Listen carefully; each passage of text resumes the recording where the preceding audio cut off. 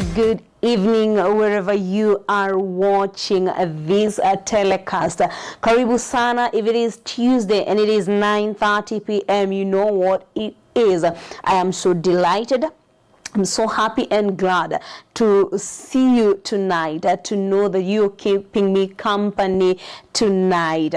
I have not changed my name, neither my status. I am Wangui Gachanja, born again, loving Christ every day and spicing my life with Jesus Christ. I don't know how your week has been since the last time we were together last week, and we had Bishop Ben Nganga talk to us, give us great insights, and I am really honored and humbled by the feedback that you have been giving us and that we have been receiving from all corners of this world. I want to appreciate all those that are watching us from UK through our social media platforms.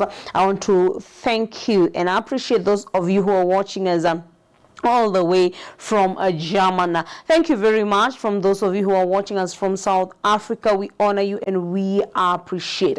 I know that there are those who are watching us from Ireland. We have received all those comments and we appreciate, and I am actually more than humbled.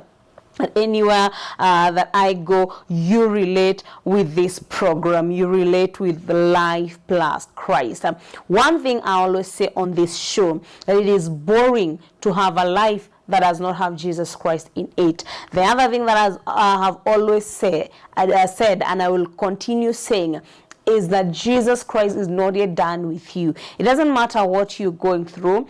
Maybe what I am saying, it doesn't make sense. It doesn't look like it is real. But believe with me. Ride on my faith. Ride on this grace. And know that Jesus Christ is not done with you. However muddy things may look, however shabby things may look, however dull things may look, there is always a light at the end of the tunnel. This is an assurity.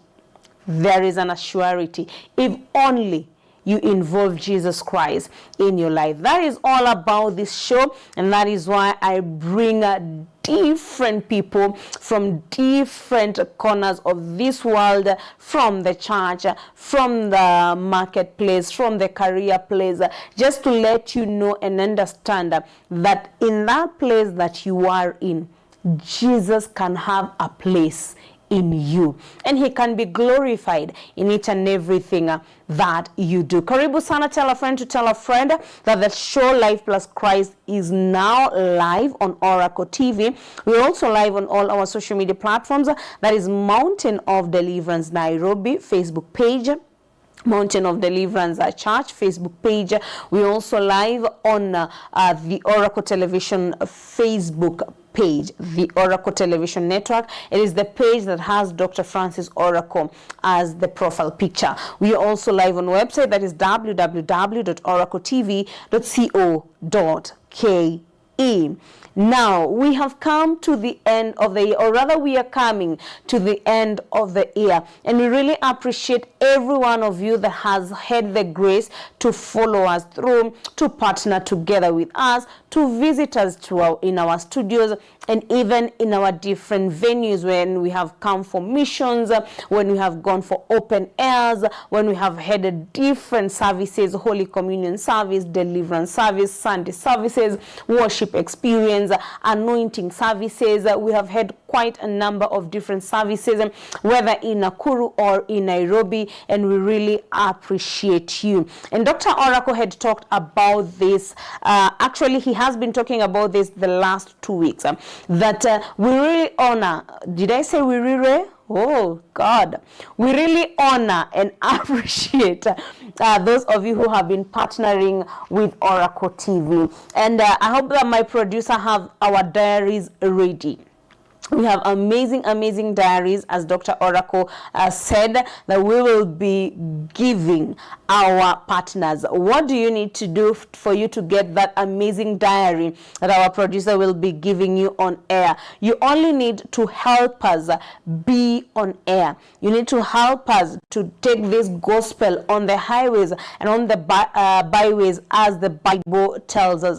The paybill number to support Oracle TV is 171133. 171133. Your account number is Oracle TV. Please help me continue being on air. Let us stand with each other. Put your sacrifice on Oracle TV. This is a fertile ground. This is a ground that can take you miles and miles and miles. What you need to do is understand the grace that is on this TV, is understand the mileage that this grace can give you. As I have said, please partner together with me, partner together with Oracle TV, and the paybill number is 171133. 171133, and the account name is Oracle TV or OTV. Any amount, partner together with me. I just want people to partner with me with 2,000 shillings tonight, and I will be giving you an amazing diary. Once you have partnered with Oracle TV, please forward that message to 0711 76 006. 0711 176 006. Once you have partnered with Oracle TV, make sure that you have forwarded your message to that number so that I can call you and let you know how you can collect your diary. And I hope that my producers can give us the beautiful diaries. We have amazing diaries for those that are partnering with Oracle TV. Those beautiful diaries, as you can see there. As you partner with Oracle TV, you send us your message, the one that you have partnered with. I just want you to partner with at least 2,000 shillings. You can partner with 5,000 shillings. You can partner with 10,000 shillings. This partnership, as we come to the end of the year, is to make sure that we continue being on air. We continue broadcasting the good gospel of Jesus Christ on air. Those beautiful diaries in different colors. We have the navy blue, we have the black, we have the green, we have the brown, we have the golden. We even have others that are coming up for the ladies. Zile zinatoshea kwa kipochi vizuri. They are also coming on board. So as you have partnered with us, as our producer gave us the pay bill, partner together with us, or 171133, account name. Its account name is Oracle TV, or actually you can even put your name to help me continue being on air. Thank you very much. And I can see it is actually 40 minutes past 9. I've taken my good 8 minutes to let you know how you can partner together with Oracle TV. Karibuni sana. I have an amazing guest on board tonight, a lady that I have known, a lady whom I call in her absentia a lioness, a lady who has seen it through from the childhood to where she is, a lady whom in my thinking, I normally feel as if ni kama shetani anaonanga akimwachilia ataharibu falme wake vibaya sana. So he makes sure he's poking his business into her business. So I am having a very strong lady tonight in our studios. She is a mother, she is a wife, she is a businesswoman. She is a career woman. She is an academician. Kuna jina kama hiyo? She is a minister of the word, and she is also a leader, both in ministry and in corporate. Those are 8 hearts in one lady, and I know she'll be talking about more. I am having one amazing woman of God by the name Evelyn Ndegwa. Mahero. Oh, that is Karibu sana. Thank you so much. Wow. Thank you so much for bringing me on the show. Thank you. I'm so glad to be here. I'm honored to have you tonight. You have really described me a lot. I've just started. Thank you. Karibu on Life Plus Christ. Thank you so much. I did not introduce you as Ndegwa because I want us to learn first of all who is Evelyn. Yeah, Mahero. Yeah. Yeah, I am Evelyn. I didn't know you're shy. No, I am not shy. I am just acclimatizing to the environment of the studio. See, you are used to the studio every other time. Really? But some of us, we are used to the front there, to people. To people. No, you're talking to people that you cannot see. No, the audience you cannot see. You don't know how to treat them. But I am glad that we are here. Great. My name is Evelyn Mahero Ondisa. Oh, it's Ondisa. Yeah, Ondisa. The names that you inherit, inherit from where you come from. Yeah. Sometimes they call me Dr. Mahero because of work. Yeah. And sometimes they call me Mrs. Ndegwa. Okay. Right. And some people call me Mama Wangui. My firstborn. Mama Wambo. Yeah, Mama Wangui is the village name. And I go there in those places. They call you Mama Wambo. Okay. So where did Mama Wambo come from? Where was she born? How was life? Yeah, I was born in the slums of Kisumu. And I was born of a young mother. My mother bore me when she was a high school student. So that's why I grew up with my grandmother in the slums of Kisumu. Kaloleni, Flamingo, Kondele, those are the places that I know. Kuna Flamingo Kisumu? Yeah, there was Flamingo Kisumu. And some small vitongoji, which I think later on they died. When people now started building the place, some of them died. Growing up in the slum was very hard. Now, because that grandmother, she was a widow. And as a widow with 5 children, and with 5 of her own. Yeah, 5 of our own. And now a grandchild.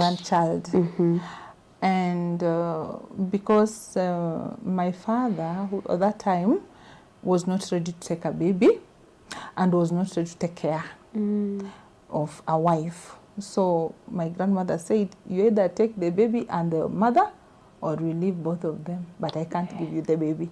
So that's how I ended up staying with my grandmother, because my grandmother believed in education. I thank God for her wherever she is. Wow. May God bless her soul.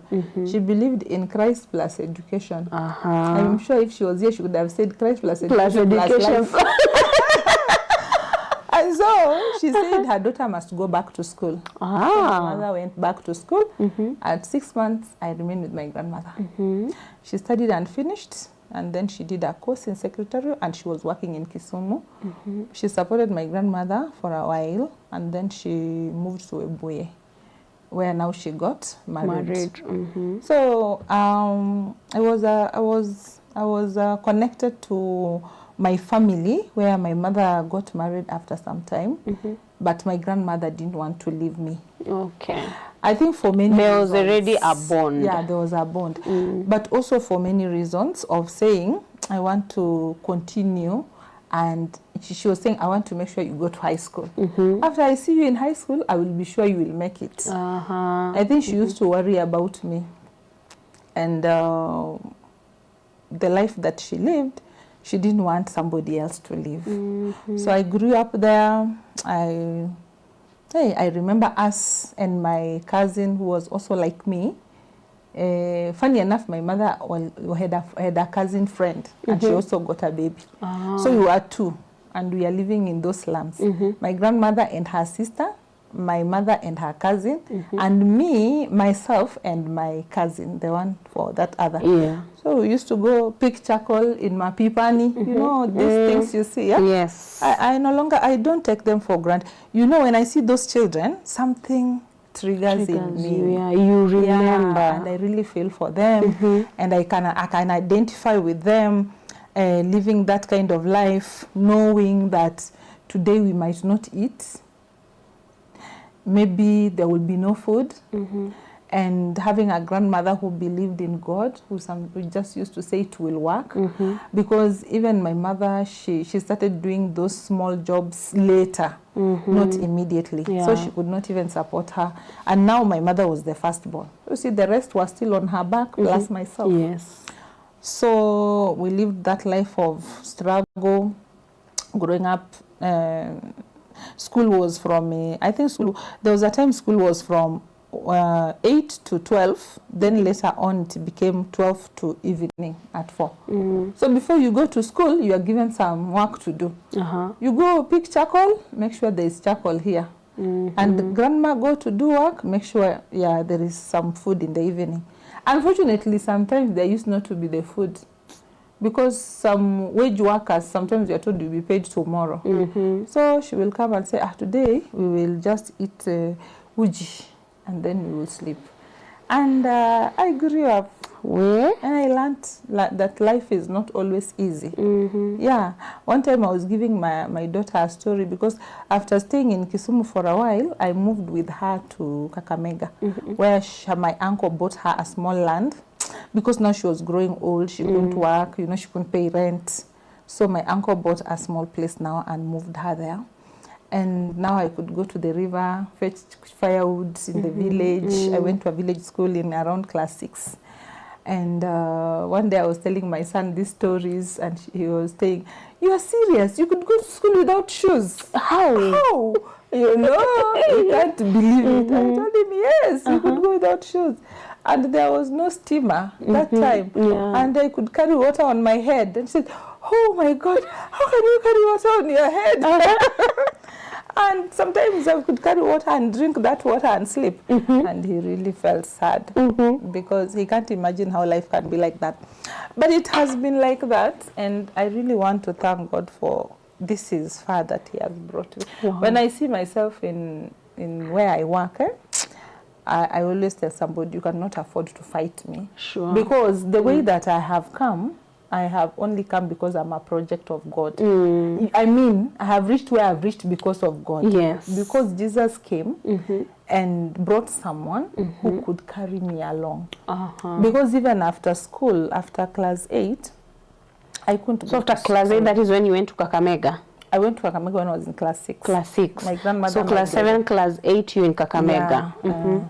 So you see, by the time I was going to do class 8, I remember one evening I was telling my grandmother, because, you are used to this life where you are seeing no end. It's not predictable, because even you don't know what you're not sure. Yeah.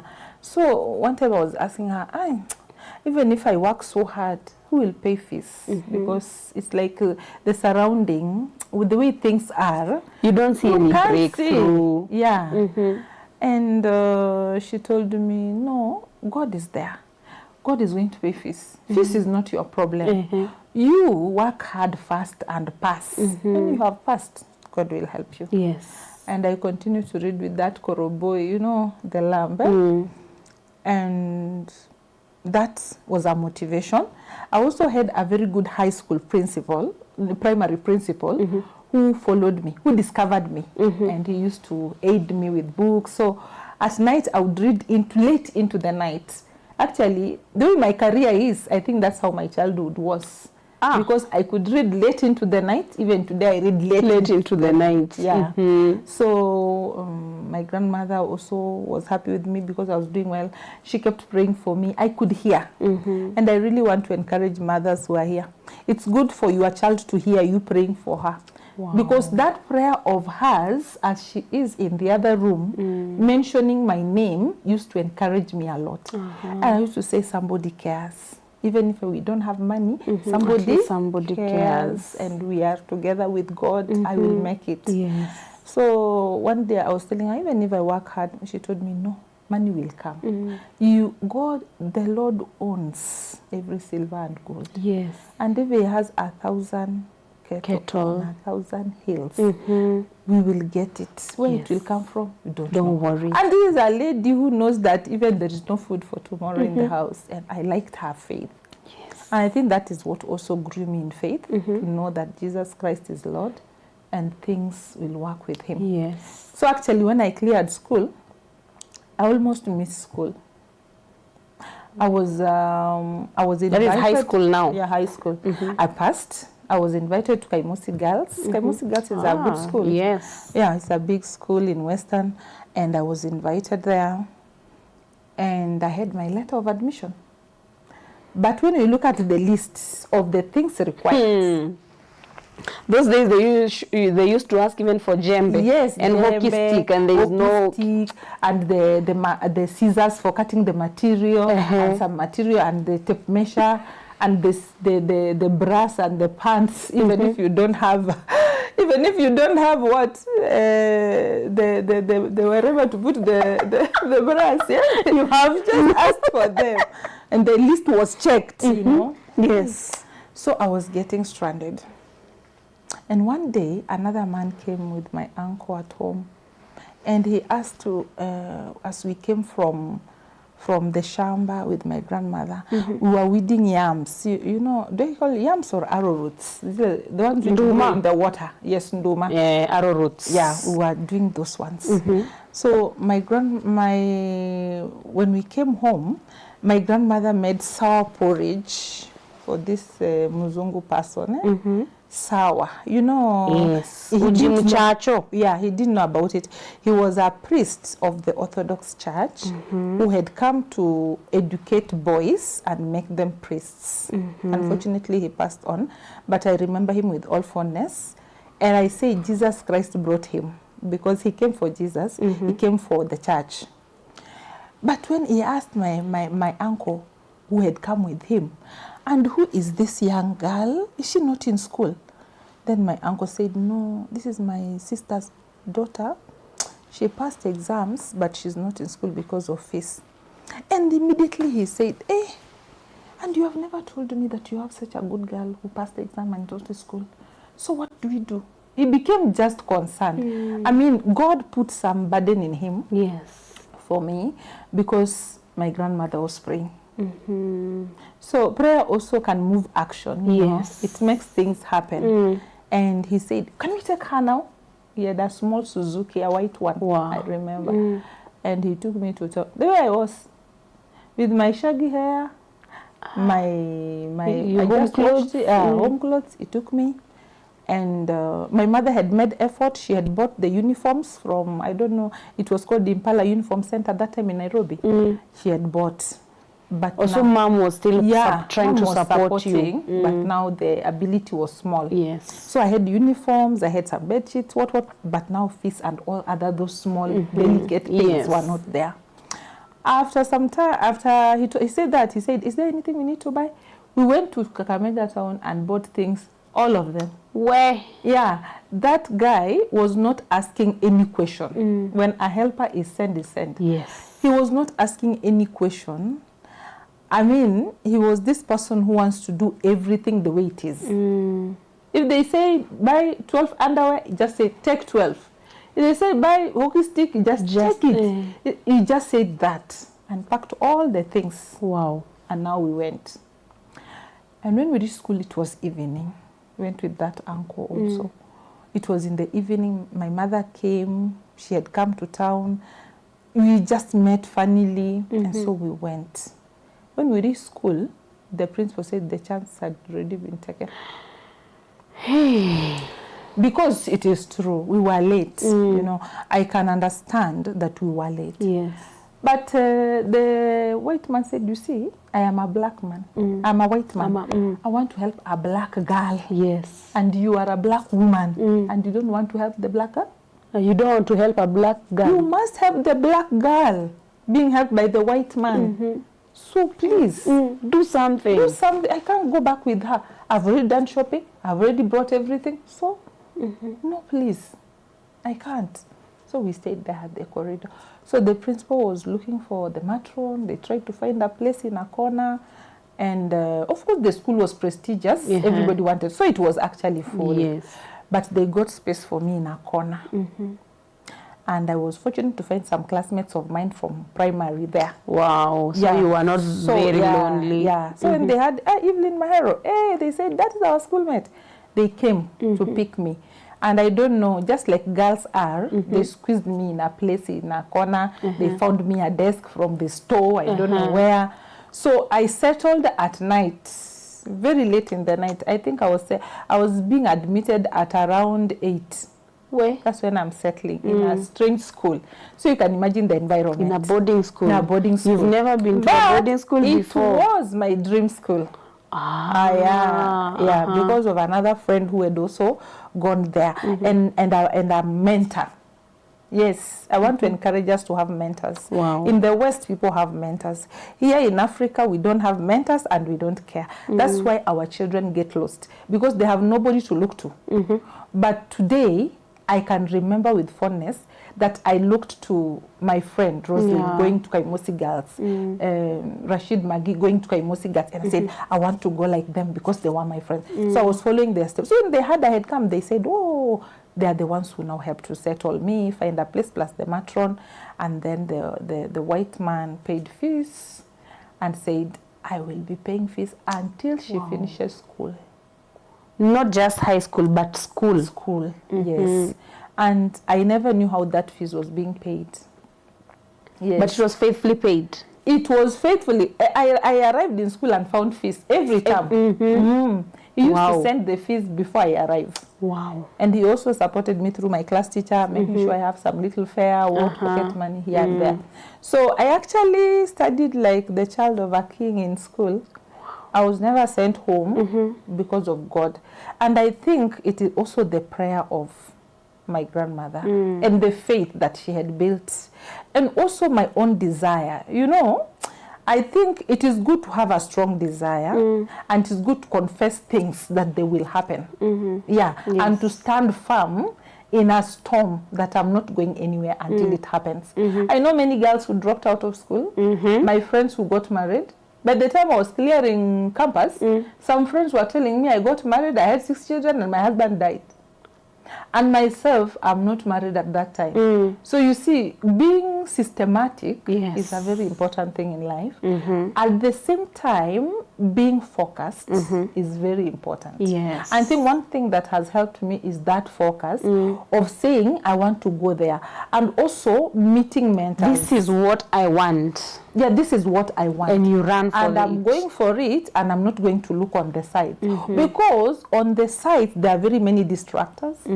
And those distractors are normally more powerful. Of course. If you are not careful, they will pull you back. So I held on to the faith of my grandmother, and she kept telling me so many things. She told me, you know, you must work hard.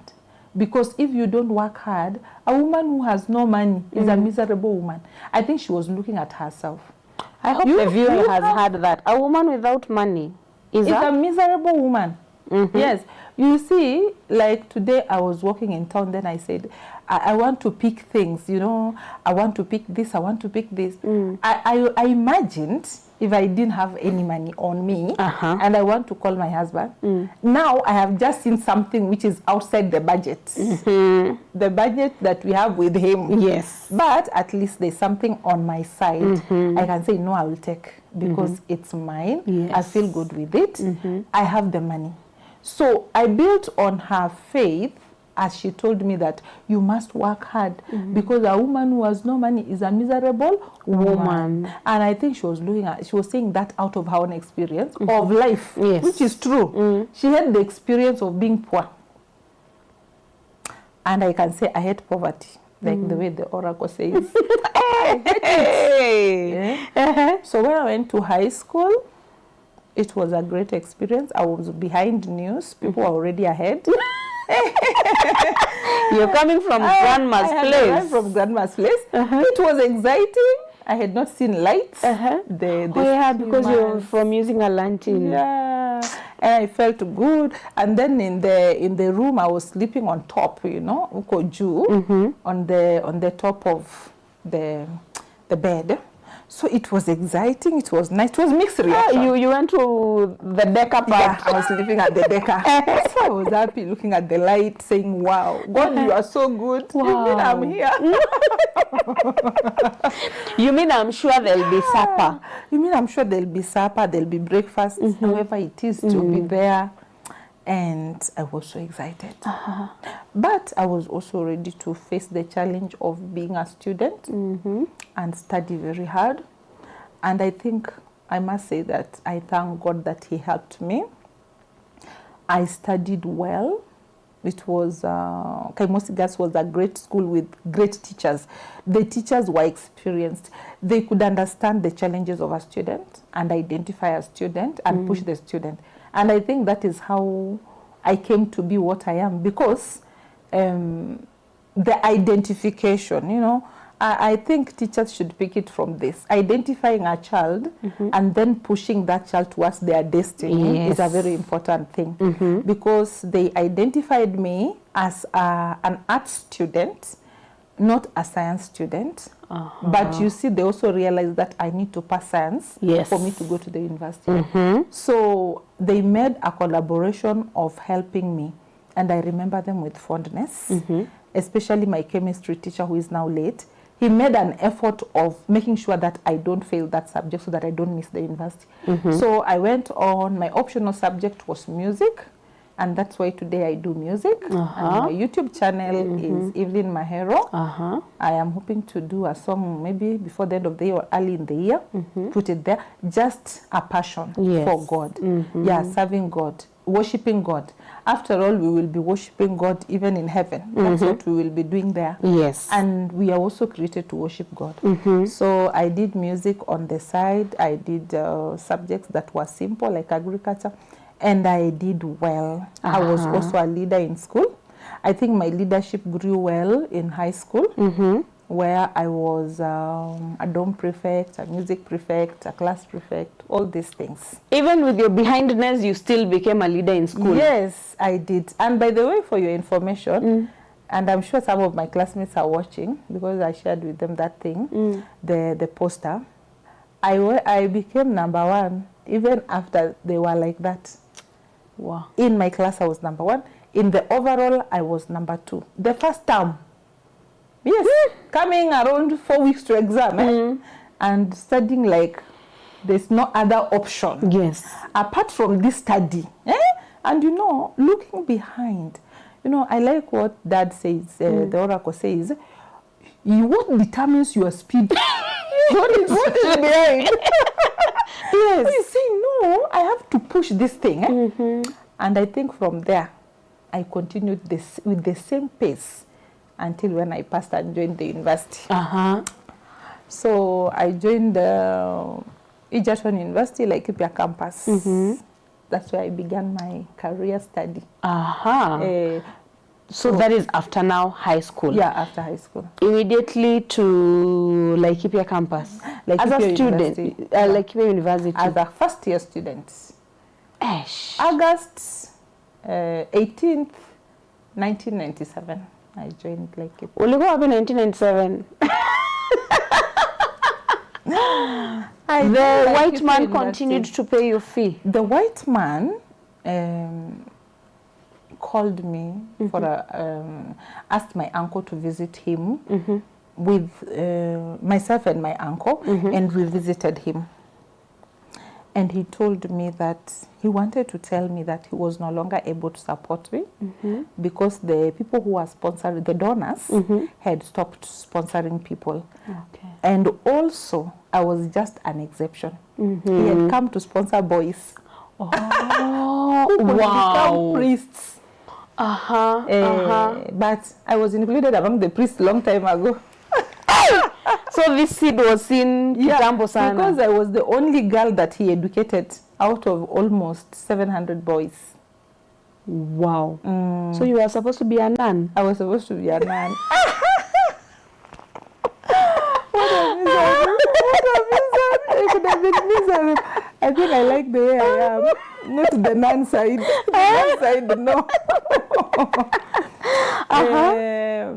But I think the Orthodox Church doesn't have nuns. Yeah, it doesn't. They yes. just have priests and monks. Yes. So he said, I'm going to bless you. Imagine. Wow. He said, I'm going to bless you and pray for you that God will make a way and you will never stop on the way. Wow. And those echoed the words of my grandmother, because as the tassel of that childhood birth was there, she told the people who were now trying to reject me that this child will never ever beg. And this child will learn until where books end, and money will come from the rivers, the hills, the seas, and God will bring it from all secret places and educate this child. So when he said, I want to pray for you and bless you, because I have no money to give you, I believed in God. Wow. Yes. And he did pray for me. I really pray, God bless his soul. And he gave me a card. And on that card, he had written something which I value up to today. Because he had written on that card, if you work hard and believe God, something must be born. Wow. Something must be born. Yeah. If you work hard and believe God, something must be born. Those were the words on the card. And then he signed it, and he told me, I'm going back to Finland. I will not be around, but I pray for you. That's what he said. And he went. Wow. Wow. So now a journey again of struggle began. But at least you're done with fourth form. Yeah, and I have an admission in the university. And you have passed? Yes. You're ready to go to Laikipia University? Yes. Where do donors come from now at this particular point? Now, my father, who brought me up, now who adopted me and brought me up, was very powerful, because he also loved me and saw something that can be nurtured. And at that point, he had sold a small piece of land to do some work. But when he saw that I was getting stranded, he took part of it and brought me to school, just the way you help a child go to school. But when I reached school, because I was a bit underage, I was expecting my kitambulisho, you know, my ID, so I didn't apply help as I went. I applied when I reached when you're already in that's campus. When I was, yeah, my age now reached. So I had not applied for help, but he helped me, plus that uncle, they supported me in small ways. Another aunt of mine who passed on is the one who did my shopping. So it was like a harambe, you know, everybody was chipping in. Something, bringing something on board. And I think that's why, even in my life, I have lived like that. I have lived with their children, I have paid their fees, they have grown in my house, I see them succeeding. Some are graduate teachers now, some are what. Because even me, that's how I grew up. Yes. So when I got to the university, I began to apply for loans. I began to do work-study programs. Work-study program can give you a little money for shopping. Yeah. I did work-study program in the university. I also was a good student and a leader. So I did peer counseling. Peer counseling is peer-to-peer directional mentorship towards career and education. So I was trained by Pathfinder International when I was in second year to be a peer counselor, and they could give me some little money here and there, the workshops, the trainings, and I could save. Those days we used to have the poster book, you remember? And write the balance, keep it. And I think also because of that, I learned to be very economical. So I survived with what I had. My mother also did her small bits, you know, as a what can I say, artisan farmer. And I survived. When I was in third year, I served in the Christian Union. I still continued my Christianity on campus, and I encourage my students on campus and tell them that in the university you have a very short time. Brief. Yes. And I wonder why they stray. Because sometimes you see a student who has gotten so many Fs, failed, and yet they chose the course because they're allowed to choose. Yes. Then they come fail. It's because they don't concentrate.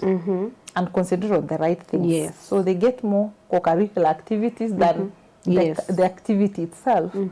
But I managed to concentrate. I did only 2 things: study and serve God in the Christian Union. Those are the 2 things that I did. Yes. I was the outreach secretary for the Christian Union. I organized missions for Laikipia University, several missions to other places where we went, in Nyanza, in Western, in Kambani, where to preach every year. I did external mobilization in the rural areas. We went to churches surrounding the place to preach. And then I just studied. And the process of studying was good because of help, because the government sponsored me. Although it was very minimal, but it was good for survival. Yeah. Enough to make you survive, plus the little support that I got.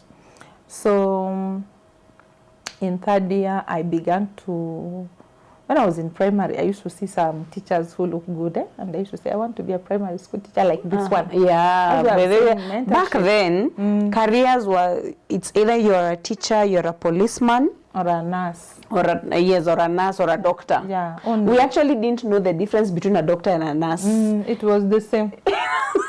So it was a policeman, a teacher, or a doctor. And those who at least had seen some light, a pilot. Yeah, and a pilot. And a driver. And a driver. 5. Yes. So I looked at them and I said, I can be like this teacher. She doesn't look bad. When I left the village, I met a very nice high school teacher who had very beautiful kids, nice home. I said, I want to be like this teacher. Now high school. When I got to the university, I met the professor. I said, now this one. This is it. I have reached. I want to become like this professor. And as I continued in 3rd year, one time, of course, I must thank God that, you know, today, and as a teacher of a long time, I understand children, especially children who study slowly, and those who cannot understand things. I feel for them, and I can carry them along. In fact, there's a time my principal used to say, you like even these foolish girls. What's wrong with you? I said, these naughty girls, they don't want to read. But sometimes you can observe and see this one is reading, but she's not understanding. And so she has a problem, which you need to, because I was a gifted student. And today I understand the pain that the student who was behind felt. And so I did not really struggle like concentrating on study and performing well. And I managed to be identified by my lecturers by 3rd year. There's a lecturer in 3rd year who really sent for me. He sent someone to look for me. And he said, Mairo, come to my office. What time? I'm giving you an appointment. Don't miss. And he gave me an appointment. And when I went to that office, he sat me down and he told me, because that was training for Bachelor of Education, so I was going to be a high school English and literature teacher, isn't it? But he told me, Mahero, I think you shouldn't go to teach in high school. I told him, what do you mean? I'm studying to go and teach in high school. He told me, no. He told me, where do you come from? Explain to me your background, the way you are. How did you get here? And when I told him, he told me, Mairo, you can't. You have to do something more than this. Yes. And I asked him, how will I do it? You see, I've already told you the donor went. There's nobody. There's already a struggle here on your loans. And these people, they're waiting for me to clear school and go and help them. Yes. So what will I tell them?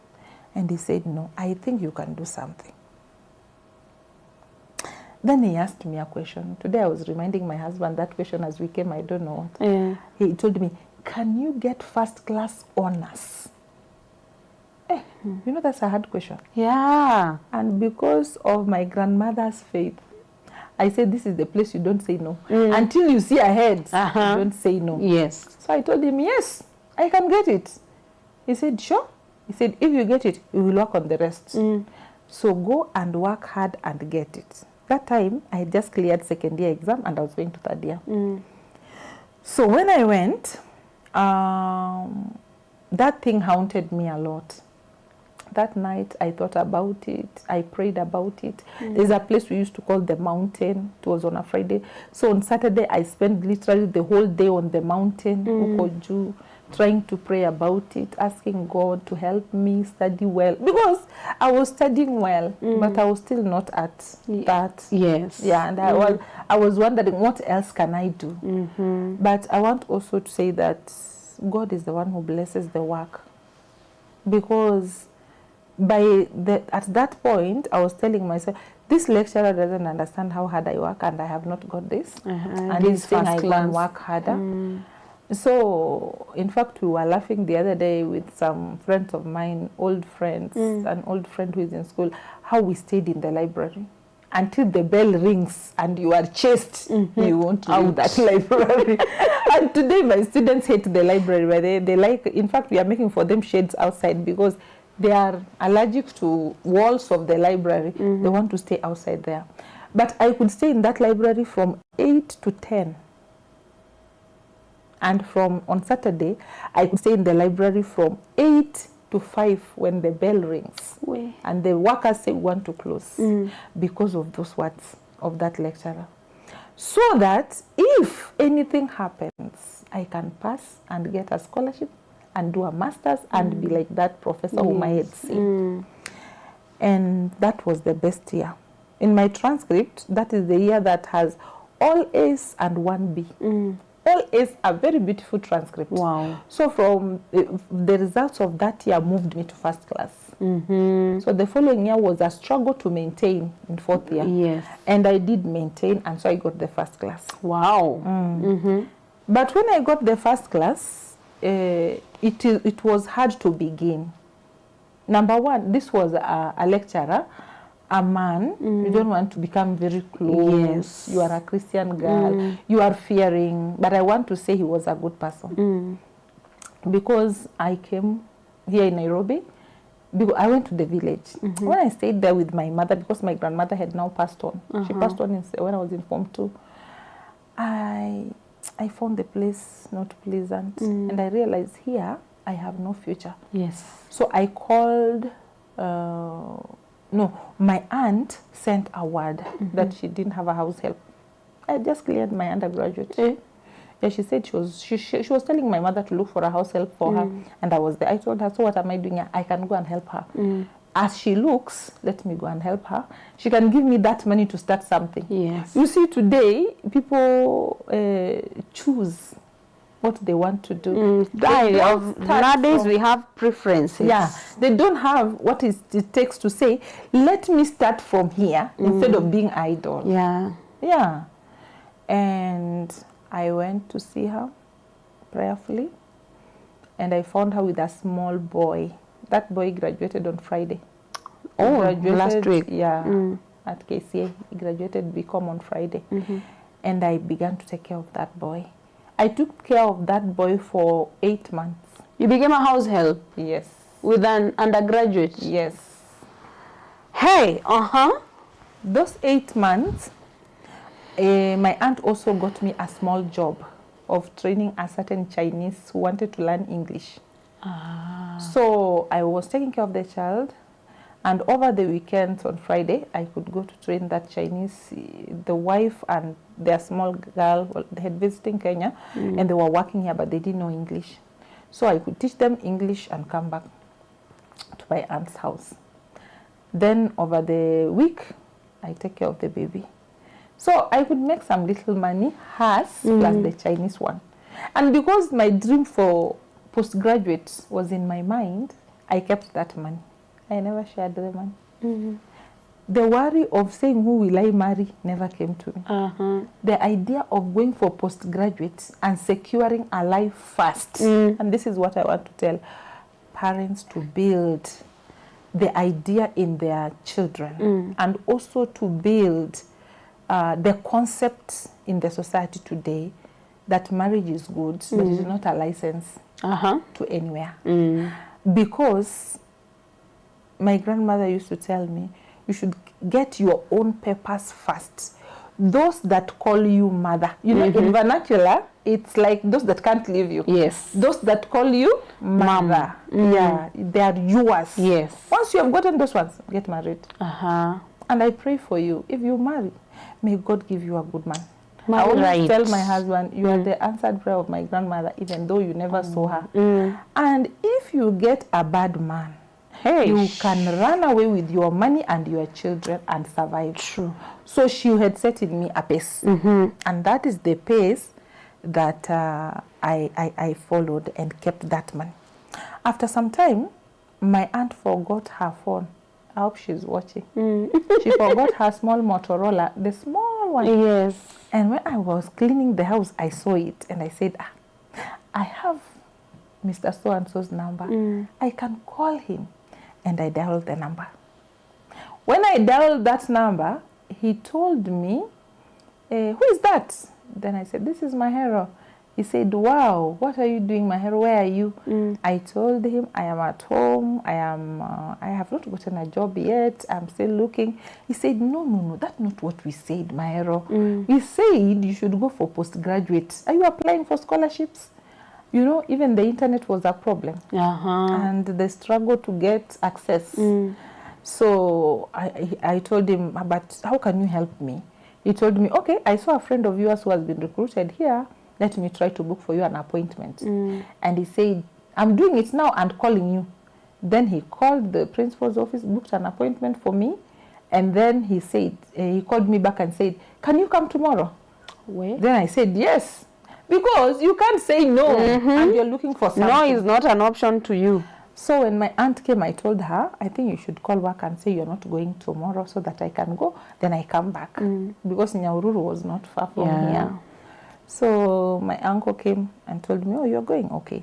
He gave me some fare. Thank God for him. He gave me 3,000 shillings, told me go and then come back and give us feedback. When I went, the lecturer took me to the principal's office. And the principal told me, oh, the lecturer, your lecturer has told me about you. I also know you. The principal was also aware of peer counseling. So he told me, what can you do in this campus? I told him, even if you tell me to sweep around, as long as I stay here and study, I will. Wow. And he said, hey, our first class honor student cannot sweep the campus. I told him, then find something for me to stay here and study. And that's how I began to be a casual laborer.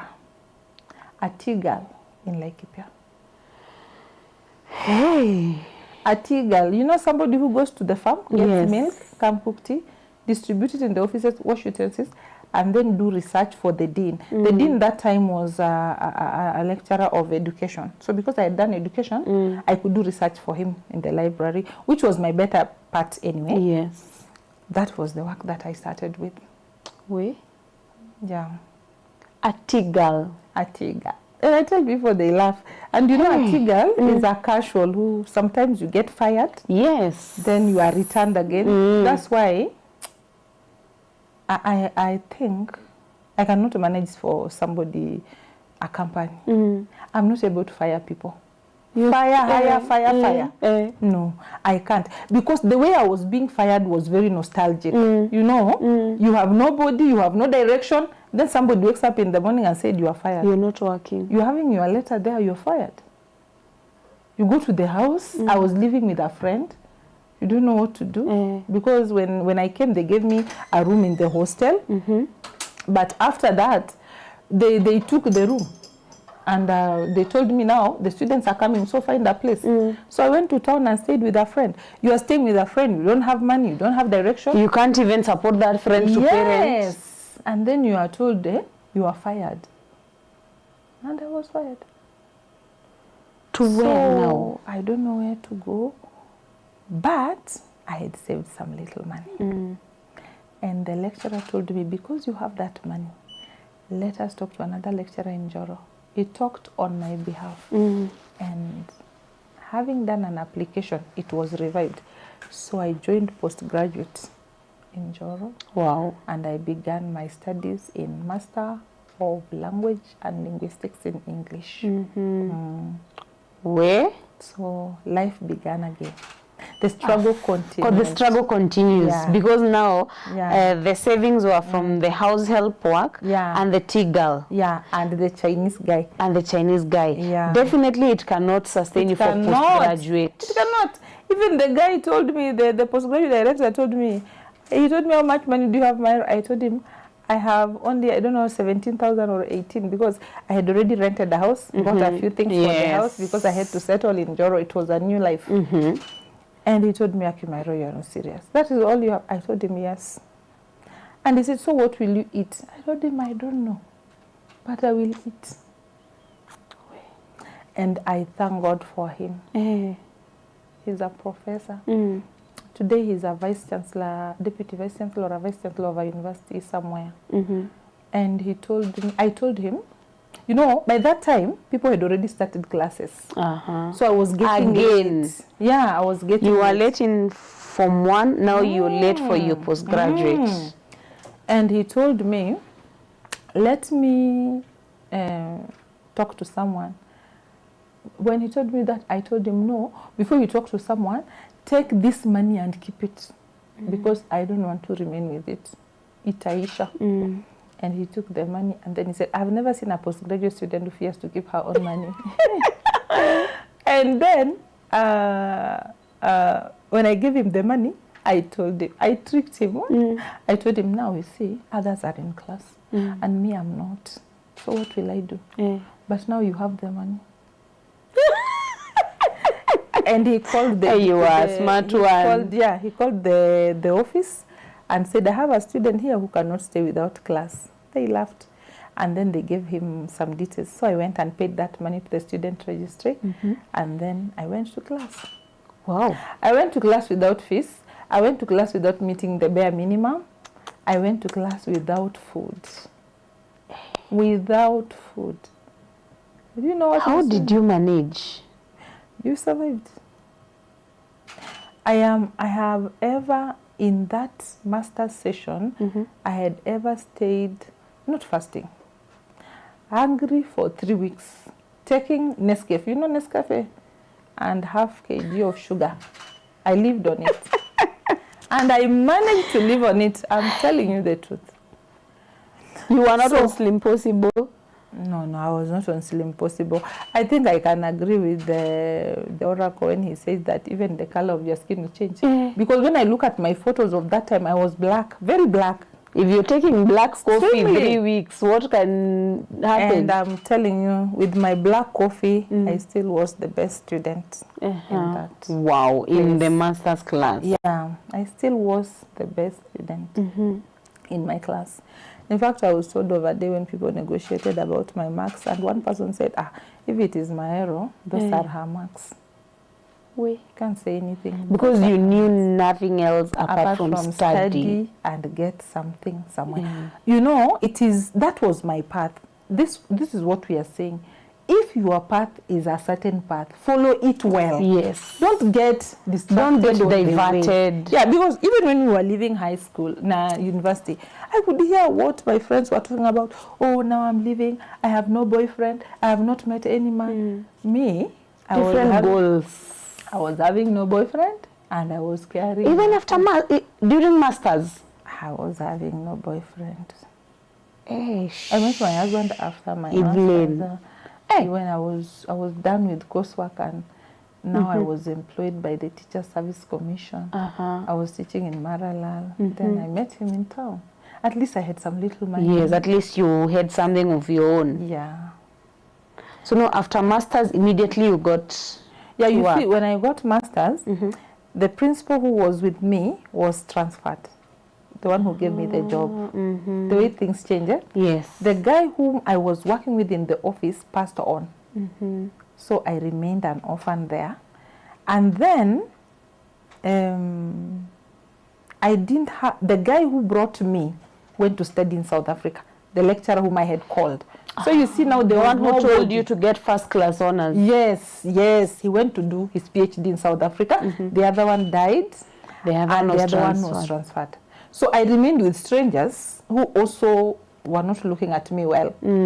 But you see, there is a way in which you have to pass through them. Yes. So I negotiated a little until I finished coursework, which was the most important thing. So when I finished coursework, I only went for one interview. You know, we were unfortunate. We were the group that was being employed by boards. What we were not like the ones, we were not like the ones who were being sent. No, we had a group that was being sent to work. Ukitoka tu jo college, unakuta job imefika.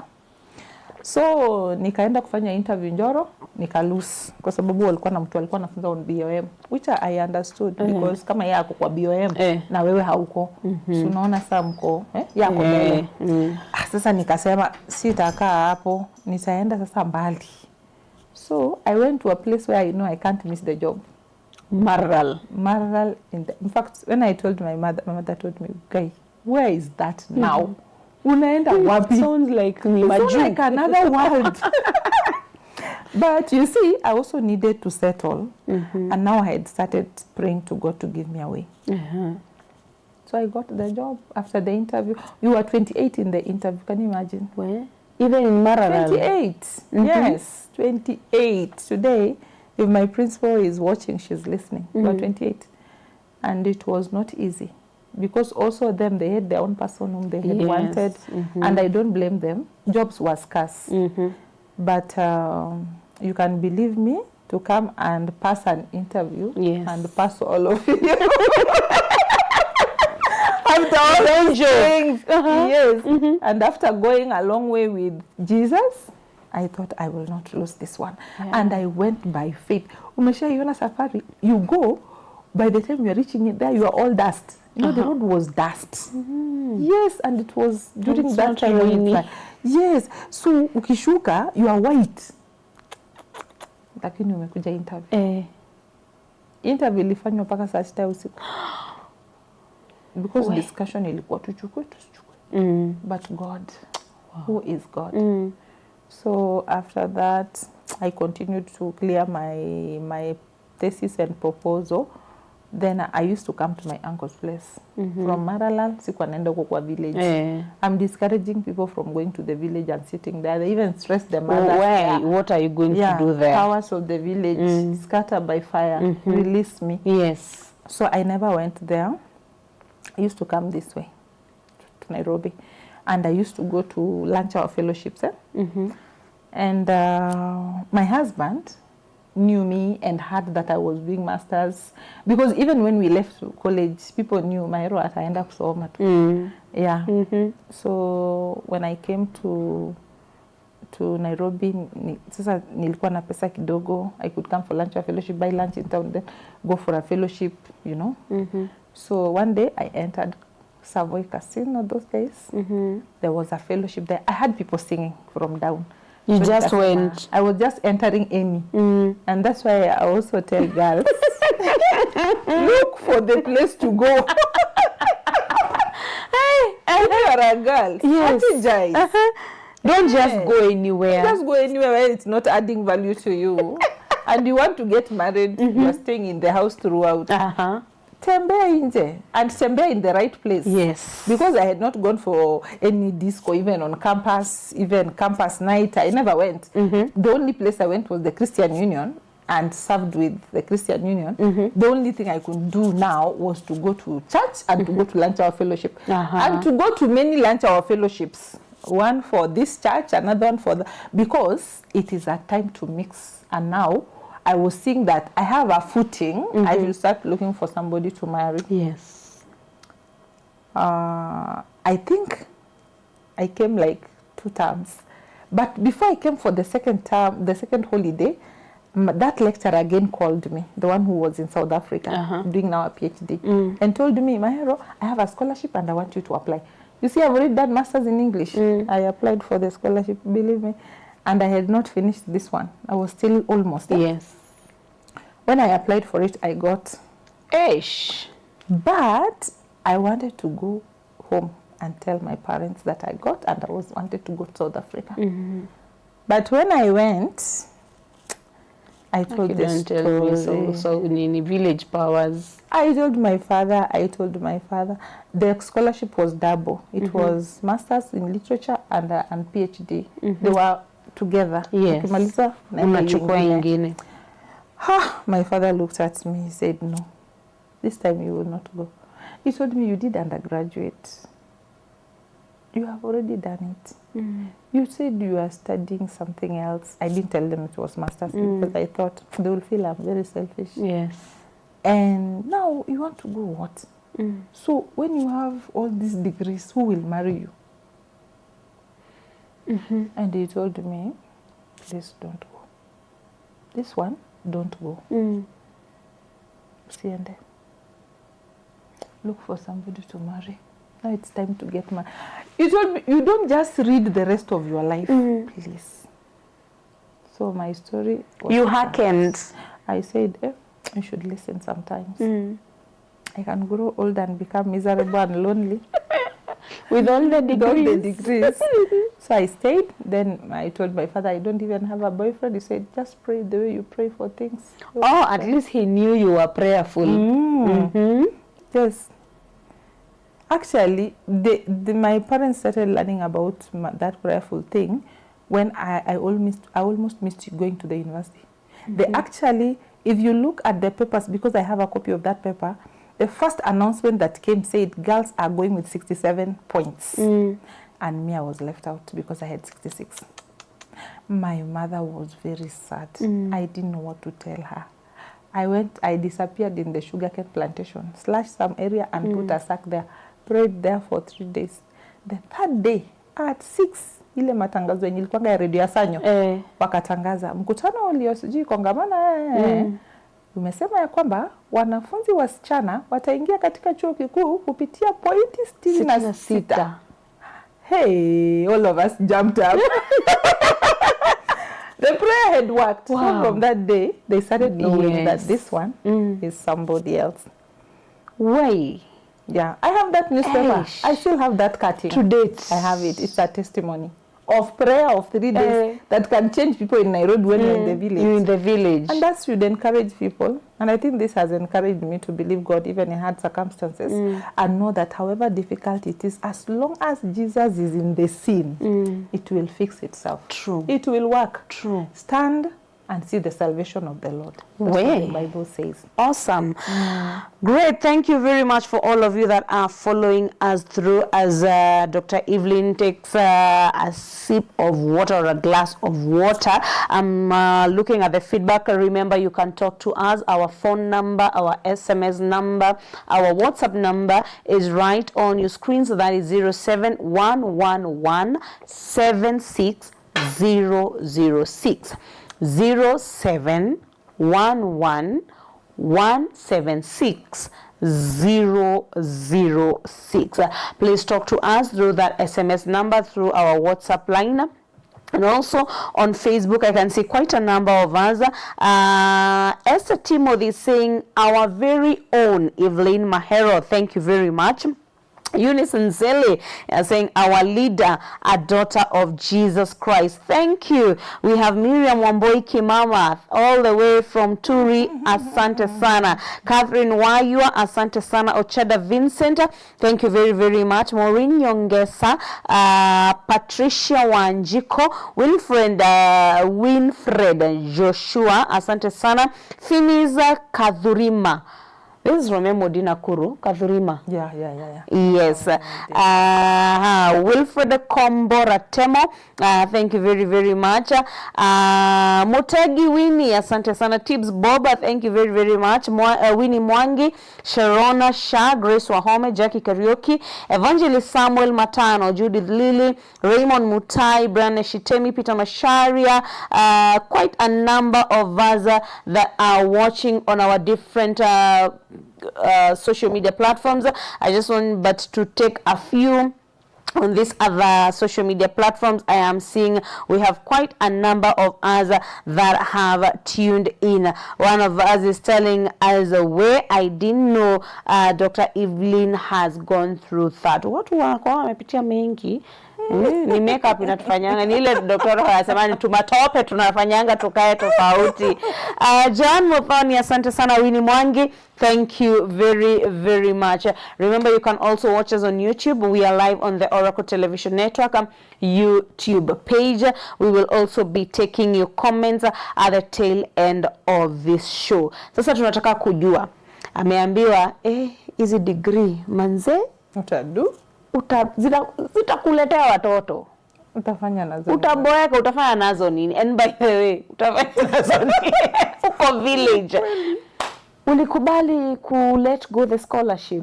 That scholarship went, and that lecturer, the lecturers who were with him there, because there were some others who had joined him, they were telling me the way he was annoyed. Hata mimi naweza nikakasirika, by the way. Because he was telling them, surely, how can I get this kind of prestigious scholarship for my hero, then she doesn't come? But you see, that's what I'm also saying. Young people, listen to your parents. They are sometimes in their old, primitive, outdated principle mentalities. They mean well. Yes. They don't mean evil. They mean well. And as you handle them with care, because they also have your promise of long life. If you collide with them, there is no other principle that can change that. So I had to listen to them and start to pray that God gives me. Had you even started thinking of getting married at that point? No. So it's an idea that is being put in your mind at that time. When my father told me, uligutuka sasa, your time is going. It clicked that, hey, I'm growing old. Or what's going on? And you should tell me, Evelyn, hawako wanakuona. Walikuwa tu wanakuja. But you know, this is what I'm telling you, people used to come. In fact, I have a funny story of somebody who got stuck in my room and I reported him to the security of the because there was a target. There was what you wanted. This is what I want. I have to get to it. You see, when I see a small girl who came in first year, second year, she's already pregnant, I feel very sad. Because I can imagine the stress of pregnancy, the responsibility of bringing up a child, and now you want to go to class, you have cats, you have what, and that target cannot be met. Yes. So as they came, I made something known. And my husband tells me, even him, he wanted to come because we were in the same institution. But he had me saying something and he stopped coming. That is Laikipia or... Yeah, in Laikipia. When I was an undergraduate, I said something and many of them had, because we were in a group. I said that anybody who comes to approach me here on this campus is the wrong man according to God. Because he does not respect my dignity, my target, and my parents who sent me here to study. What business do we have? You have no money, unalelewa na wazazi, you are doing nothing. What do you want to do with a girl at second year? To take her where? And you, as you accept, where do you want to go with a second year boy? What is your intention? What is the intention of that relationship apart from wasting time? So that was the principle. And I said like that. And I thank God. Focus brings the result. The Bible says in Joel, write it boldly. Yes. Yours, you said it boldly. Yes. Na walikuanga wanajua na wanaambiana. Come. Don't go to my hero's room. She will just dismiss you. Not that I wanted to dismiss them. Not that they were bad. But just because I had a target. Yes. So when I went to that casino, which I was telling you for for fellowship, I entered the place. The room was dark, so I entered and sat behind. And then, as the church ended, so to the service ikisha, tulitoa sadaka. I put my sadaka and walked down the stairs. And who comes to hold my hands? My husband. Wow. He came and said, "Hello. You know, in Nairobi, somebody just grabbing your hand, you first of all get shocked." I thought we were in church. Oh, when I looked at a bed, I saw he was the one. So as I entered in the dark, he could see me, but I didn't see him. Yes. Yeah. So he told me, "Oh, how have you been? You didn't get my letters." He was sending letters home. You see, he was sending some letters home. And funny enough, that evening when I went back to my aunt's place, my mother had visited and he had come with a bunch of letters, which he had been writing to me because it was also hard to access phones. Yes. So that day he told me, can we catch up tomorrow? I told him yes. Where he said we'll have a lunch or fellowship. I told him I'll come for the lunch or fellowship. When we came for the lunch or fellowship, we had the fellowship with his friends. His friends who schooled with him. He schooled in Ukambani. So those friends, in fact, those friends ran big churches in this. One of them is even a bishop who was our best couple. And we met there. We had the fellowship. After the fellowship, we went for lunch, I think. And then he said, now I want to go and see music choirs at Bomas. There was Christian music going on there. And he said, can you take me? I told him, okay, let's go, but I must go home at 6. And then we went. When we came back, he said, me, I have no stories. I just want to marry you. I love you and I want to marry you. And I told him, oh, okay, that's not bad. Actually, I've been hoping that I get somebody to marry. Hala. So we laughed. Just like that. Yeah, and we you know, there is a way in which if you wait on God, you'll sense the right people. Actually, Dr. Ora could normally say, you have prayed, and then when the right person comes, you still tell them, let me go and pray.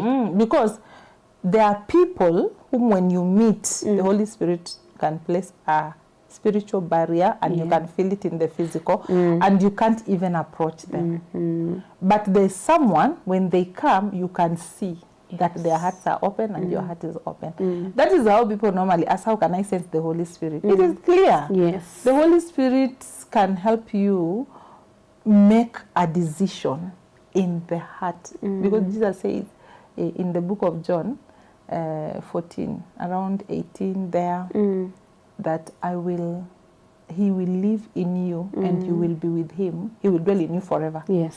So I sense that this is the right person. We never had many arguments. I think it was in December. No, it was in August. So after that interaction, I went back to Maralal. He was working in Malindi that time. And when I went back, we stayed for one term. The following term, we came and started the processes of negotiation. The following year in April, we courted like 7 months. These people who court for 4 years, they're already in marriage. Not proper. That is, they're already in marriage. Yes. 4 years, you're already in marriage. It's absolutely wrong. Nobody should accept that kind of waste of time. Yes. And I thank God that my husband has been since a good man. I can say he's a good man. Wow. When, if I were to marry another person, I'll still marry my husband. Wow. He's my friend. He has supported me. He understood me from school. The way I was somebody who likes learning. He has supported me in learning. When I went to do my research in Samburu, studying the discourses of FGM, my husband took me up to the interior places. And because he's a media personality, he's the one who was taking the videos, recording the songs. He was my research assistant for free. Yeah.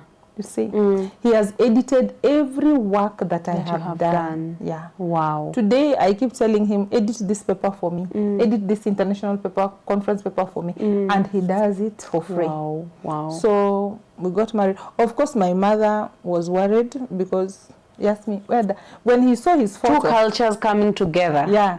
When my mother saw his photo, he said, oh, thank God, at least you found a Luya man. You know, he looks like a Luya. So she was happy that it's a Luya. I came to her, then I told him, oh, you seem Luya. And he said, ni kabila gani? Oh. I told him, ni Mkikuyu. He said, why? Utaenda huko kote. You know? She really got worried. And she asked me, where does he come from? Then I told him, Mura. He said, where is that?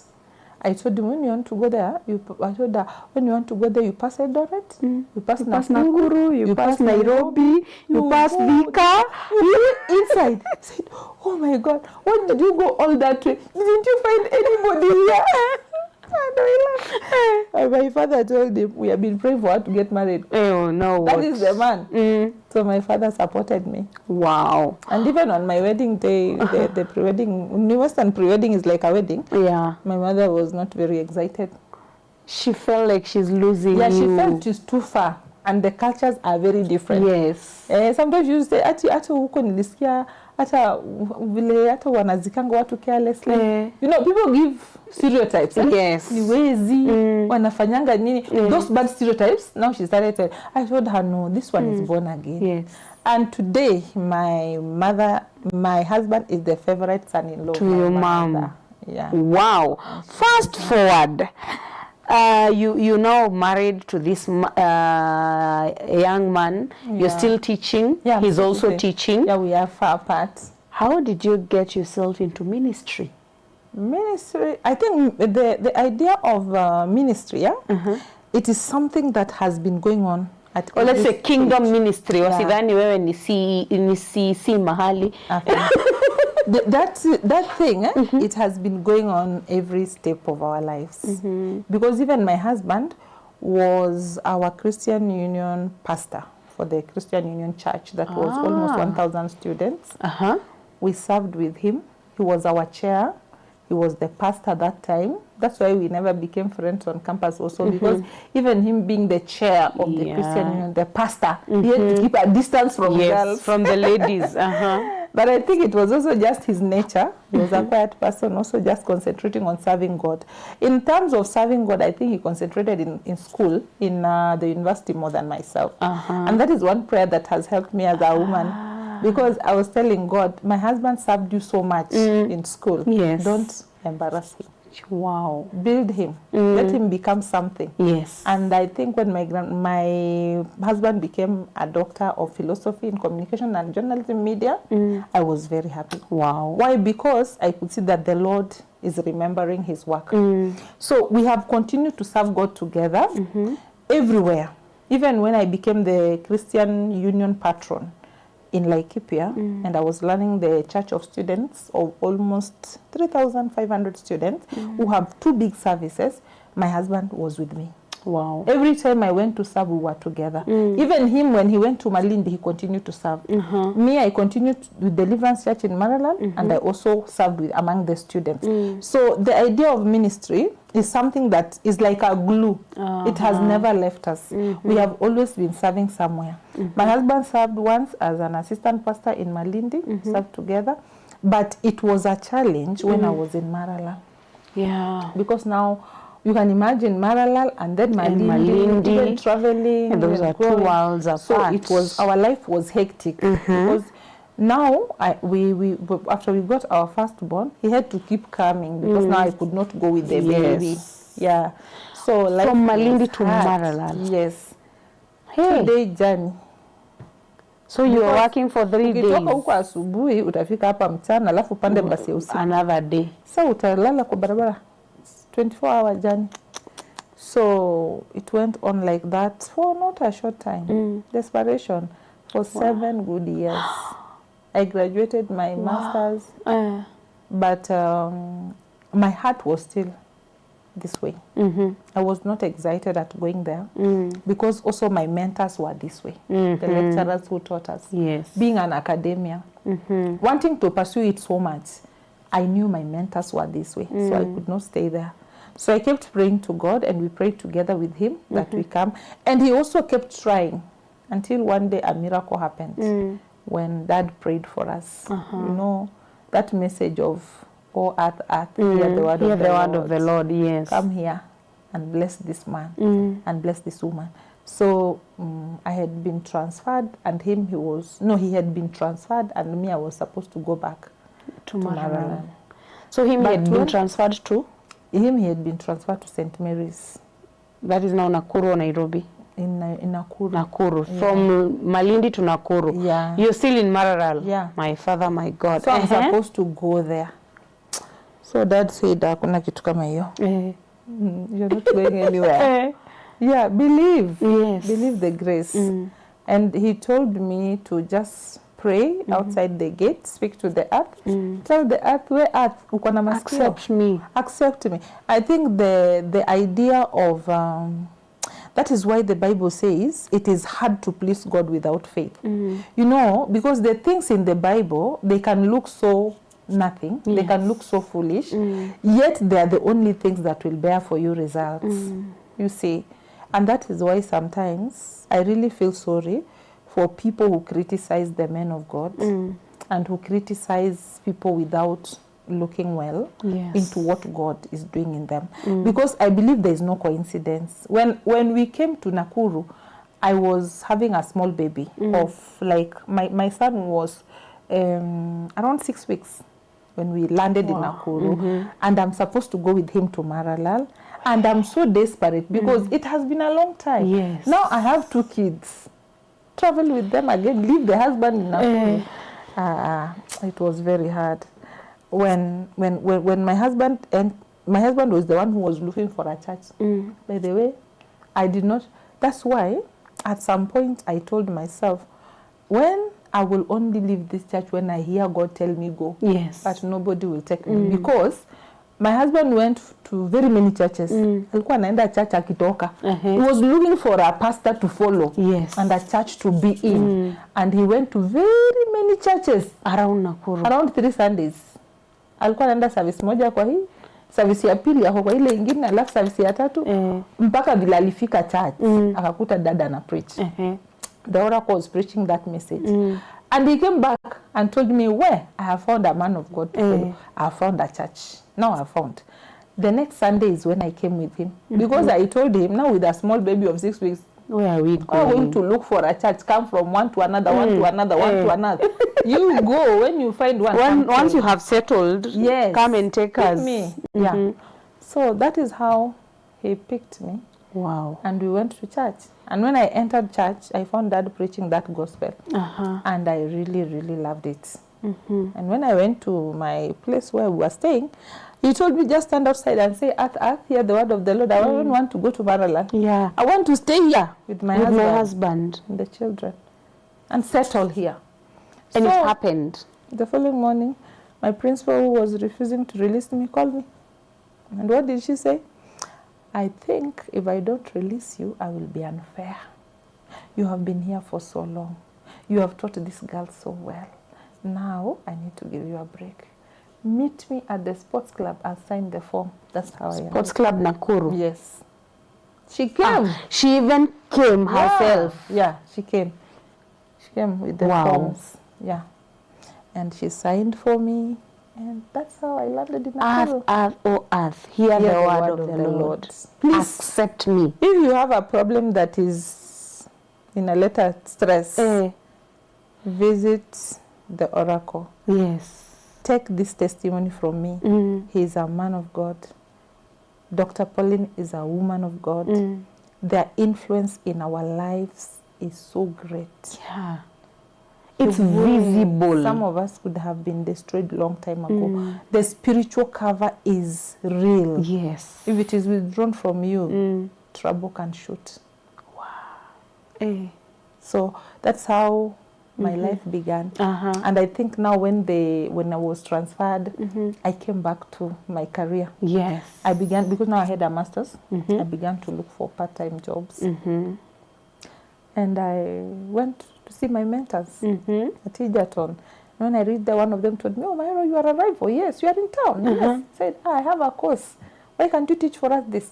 That is how I began to teach. That's how now you went back to the university. Yeah, I went back teaching. I was a part-timer. I was teaching at a school in town and teaching at the university. Doing part-time at the university. Yeah. Small. In the evening after class, teach an evening class. So I began to build my experience. And I think that time I told the oracle, also pray for me. Yeah. I want to get a job in the university. I had good papers. I enrolled for PhD. I pushed my PhD up to a level, powers of the village, powers of your father's house. My father was a primary school teacher. Probably. So unaenda huko wapi? They were saying, kwani nafikiria wewe ni nani? Who are you? And by the way, it is true. One day I almost died. That's why I'm saying spiritual covers are real. Very important. And it is good to honor spiritual covers that God has given to us. I do not entertain people who criticize men of God. It's not correct. Why? Because they are in your life for a purpose. And if they can withdraw themselves, trouble will arise. And some troubles will never leave. Because Yes. all those years, but yeah, I had a very difficult time getting a job. Even with my first class honors, I could not get a job. And remember what your father said, hizi makaratasi zote utapeleka wapi? Now it is coming to manifest. Yes, uko na makaratasi au but you don't have. Unafunza, unashindwa. Unaenda interviews. Me, I went for interviews in places. I mean, people just did crazy things to me. Today, I understand. It was not the problem of those people. It was my problem. Yes. From my foundation. It is where you're coming from. Yes. When you see people frustrating you, don't be very bitter with them. Because the more bitter you become, the harder your interaction with the Holy Spirit becomes. Yes. So, the harder it is for you to access your miracle. So, you need to withdraw your eyes from those people, try to evaluate yourself, and ask yourself, what's the problem? Yes. Because I remember one day, we were expecting a baby. Our last born, the small girl. And no, it was not that one. She's the fourth born. My baby is she's the fourth born. So you should say the fourth born, not the last born. Yeah, the fourth born. The devil attacks the first to the last. Yeah. Even she's not the last. She's acting, please, for now. Yes. Now the fourth born. We don't mind. She's acting that. Yes. She's not. So I think I went to because now I was a part-timer, I went to see someone in one of the institutions where I was part-time, because you could part-time in several, depending on, so long as I don't interfere with my work. And my work was good. There's a day when I was one of the best teachers in Nakuru municipality for English. I think I was #1. They were ranking classes. I have a certificate. So I was doing all my work well. And I went to see her and I told her, now that I'm very expectant, please give me some good money. Release the check, you know. The checks are here, I can see there too. Lakini hakuna vile anaweza lipa zote. So nikamwambia hii ya 45 usinipe. Nipe hii ya 150 because na expect mtoto to go and help me when I stay at home. She said, "Oh, it's okay. I will." Then I went. I knew. See, it's okay. It's understandable. My state, you know, even in the supermarket, you sit at the bank, you pass. Yes. So I knew, somebody will have mercy. Where? When I came back, only that one of 45 had been signed. Where? Frustration. So, but you know, I had already told my husband, at least you'll have 150K for taking care of the baby, what, so we are excited. Sawa, mtoto atakuwa sawa, tutakuwa sawa. Where? When I went, I found only that one of 45. And that is the day my husband told me, wewe, umerogwa sana mrembo. I told him, Maki, kwa nini? He said, why do you keep working with all these good papers and nobody's giving you a job? You need to do something. And my husband told me, pesa saipula. We will not. Even if we are broke, we will not. This is the last money that you will get in this frustration. And pain. It is going to the altar and God must give you a job. So I told him, He said, we are taking it in a hurry. Let me tell you. We went to KCB and forced them to process the money. Have you seen express process? Ile unalipia. That's the one we did. And I took that seed to the altar. If people argue with giving, let them argue. Yes. But some things are principles of God. If you want, stay with your money and your misery. Yes. If you want, redeem your life and fight the battle. Yes. These people who are in the dark, they know it. Yes, of course. They give terrible sacrifices. And we Christians are here criticizing and abusing one another. It's not correct. We are the only people who fight one another and say so-and-so said, so-and-so gave. I did.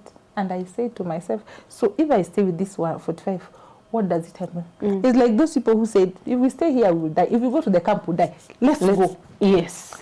So my husband told me, let's go now. Fortunately, the oracle was in the office. We went with my husband. And we told him a long story. Of course, he knew I was looking for a job, but he didn't know all that. How you struggling. Yeah. And he said, oh, you know, there are some problems in your life. You need a man of God to say, thus says the Lord. That problem cannot hear you. Yes, because it is from it needs a priest, because a priest was used. Yes, it is from the hole where you are hewn from. The Bible says there, behind. You need someone else to pull you from the mud. And he said the same words. He said, I stop this wickedness. If I be a man of God, I terminate this curse. I stop this wickedness. Those are the words. Yes. No struggle, no big prayer, no nothing. And I told him, this is the cash that I was given. And I am very discontented with it. I don't want it. I left it there. And I told God also, God, you have seen, I don't want part-time. I need a full-time job. I think by the time I left that office and I reached at the door, I also remembered that I am pregnant and I have no money. But I think later on, I learned that I walked out with no money, but I walked out of there with a job. Yes. God opened a door. I didn't stay. I didn't, before that pregnancy was born, that job had already been done. Wow. That interview was already done. Wow. And the job was in my hands. Awesome. Yeah. So you see, the way that Jesus connects you to the right people, and there's no coincidence in being in a church. It's God who sends you there. The Bible says if they left, they were not for us. Yes. They were not part of us. So even this idea of kuhamahama is not correct. It's yes. Because it means that you are not focusing on what God is doing in your life. True. So the Bible and the walk with Christ has been a fruitful walk. And the Lord has manifested in our lives in so many ways. And that is how I remained a daughter of the mountain. Wow. Wow. All those years. In short, if you're watching Oracle TV or you have been following Mountain of Deliverance, she is a true testament of following this grace. Following this grace, because not long ago that Dr. Oracle taught us altar versus altar, priest versus priest, because we just think there are things we can do by ourselves, yet there are priests who stood and did whatever they did. There are men who stood on altars and did whatever they did. So this, what Dr. Evelyn is talking about, is what we have been taught. And I'm so happy that she brought this up, because, you know, very many people argue. It's an argument. You argue, but the truth is, these things are real. And as we come to an end of our program tonight, I am seeing quite a number of us on our social media platforms. Pastor Willy Njuguna ananiambia congratulations daktari. Now mwingine ananiambia Elizabeth Wamaitha, very very inspiring. Thank you very very much. Gideon Msioka, my husband, is watching. Thank you very very much. Priscilla Gitonga, asante Elizabeth Wamaitha. Nancy Favor, all the way from Huko, asante sana. Terry Pretty, asante sana. Corazon de Leon, Cecilia Paulas, Julius Masha, asante sana. Abeta Kenya, Eunice Nzeli, asante sana. Ibrahim Ibrahimovic, thank you very very much. Esther Nyawera, asante sana. I am seeing quite a number of you on all our social media platforms that are joining us on this broadcast. Thank you very very much. I can see you in numbers. Chero Masibet, I'm proud of you, Mom. Oh, thanks. Asante sana. Congratulations daktari, waiting for the homecoming. Canaan Home Church tuko mbele. Aish, asante sana. That is Pastor Wilson Njuguna, all the way from Nakuru. Nikiangalia pia upande ule mwingine wa WhatsApp, ninaona pia pale kuna Reverend Beth anasema watching, that is a great testimony. I only see her lead women. Oh, awesome. Mwingine pale ananiambia ni Sarah, ananiambia wow, see what God can do. Asante sana. Namuona pale Mark ananiambia great to bring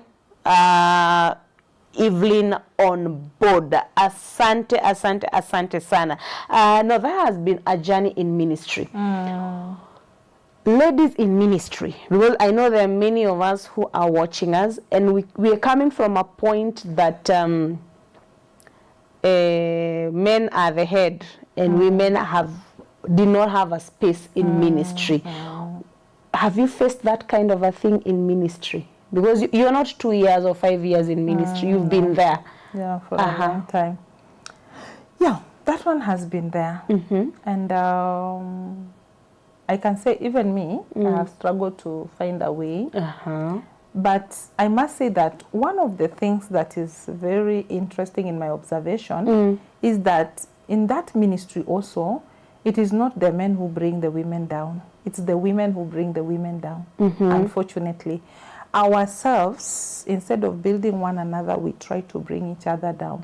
And that is one thing that I can't leave this show without thanking Dr. Pauline, who once identified me. Because serving in church, at one time, I began to shy about going to the front of the church.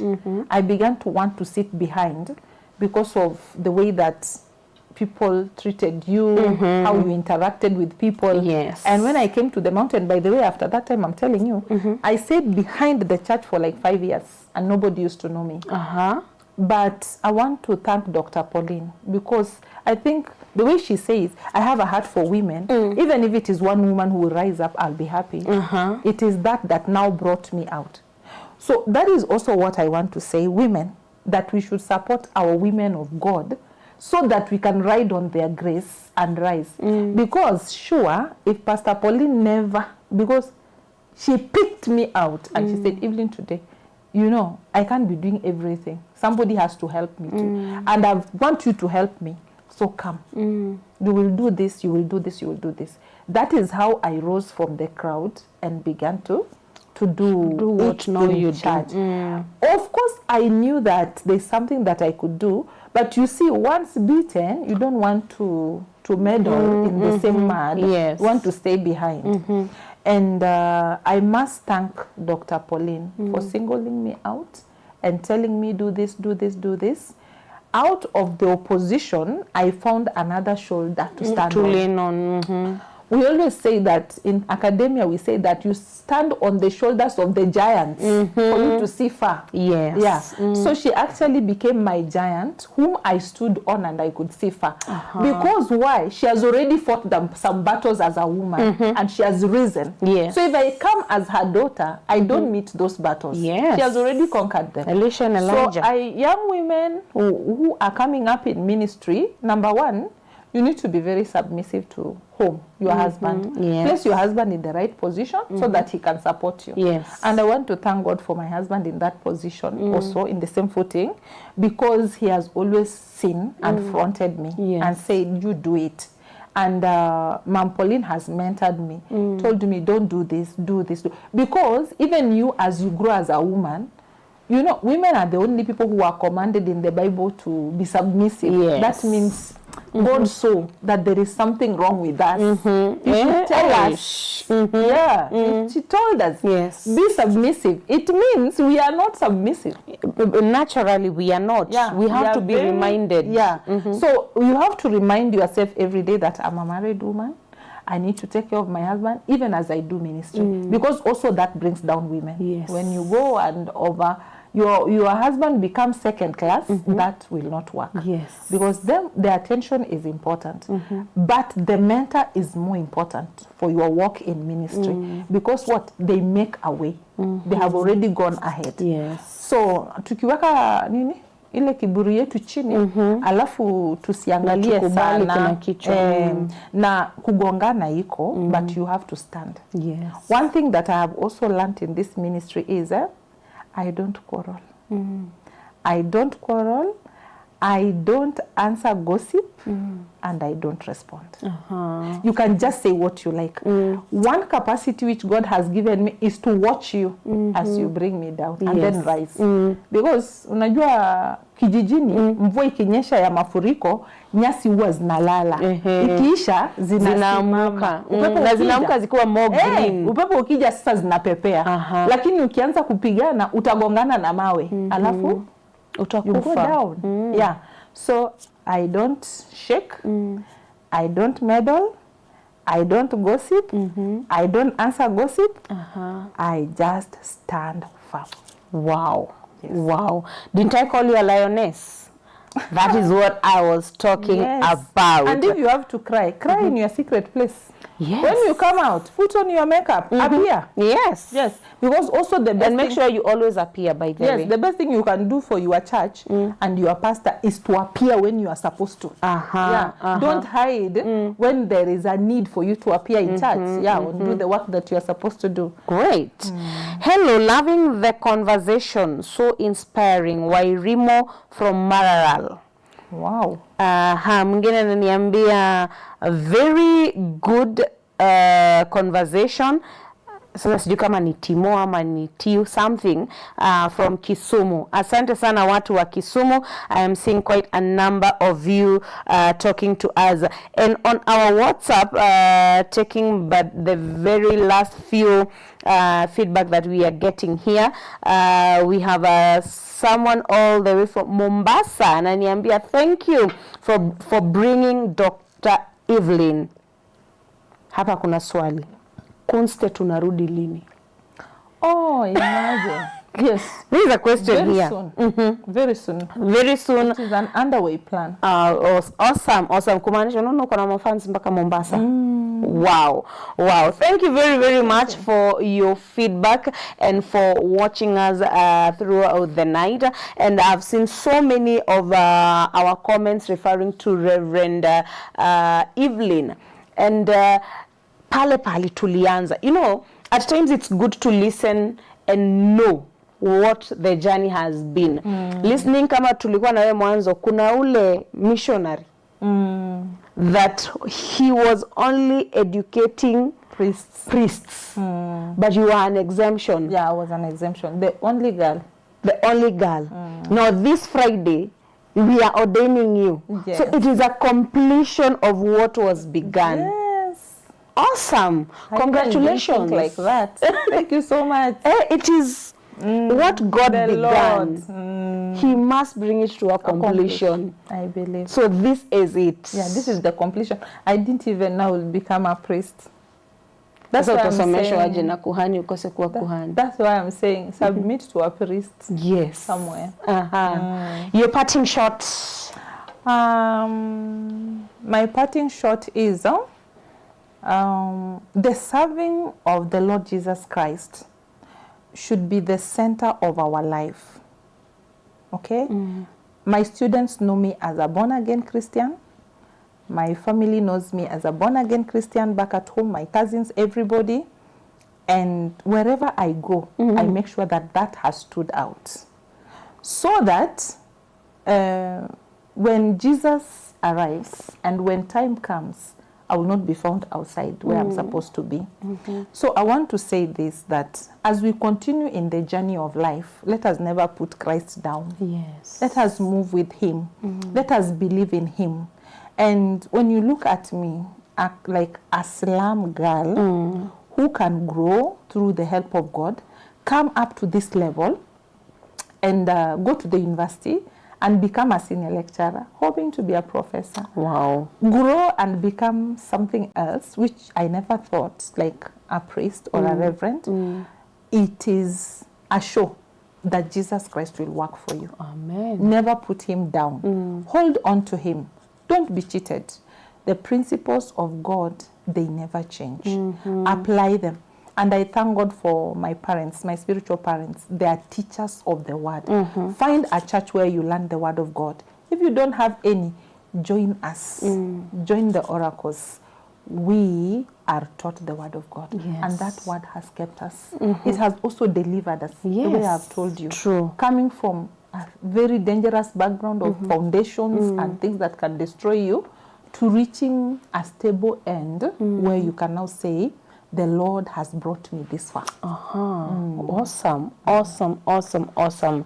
And you have heard it from Daktari herself. What glitters did not start by glittering. Umesikia ametuambia she was dark. Yes. Sijui kama ni pesa imemsafisha ama ni Roho Mtakatifu pesa ni mzuri, pesa ni mzuri. Pesa pamoja na roho. Roho ndani ya moyo na pesa kwa mfuko. Iko sawa. And we thank God. So ladies and gentlemen, it is good. And one thing that I am taking home, life plus Christ plus education. Yes. Good. Those were grandma words. Grandma words. Yeah. Life plus Christ plus education will give you money, peace, and color. Good night. God bless you. Amen. Let's meet at midnight for the midnight prayers. I am Wangui Gachanja.